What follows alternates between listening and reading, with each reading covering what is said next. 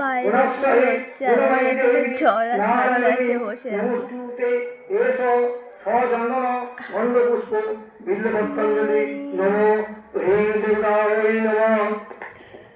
কালকে সকাল থেকে জ্বর, আজকে অষ্টমী। প্রত্যেকবার প্রতিদিন পুজো করি, এইবারটা একটা দিনও পুজো করতে পারিনি। সপ্তমী ছিল কালকেও পুজো করতে পারিনি। আজকে অষ্টমী, আজকে তো পারলামই না।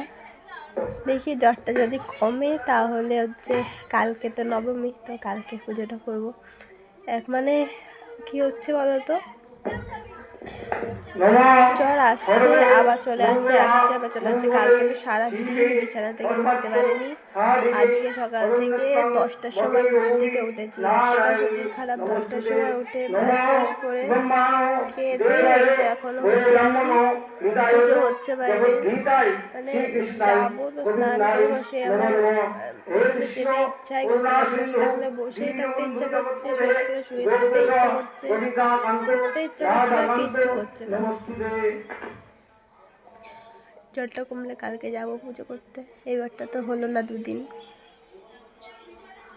বাইরে সবাই কি সুন্দর শাড়ি পরে সেজে গুজে এসছে। দাঁড়াও,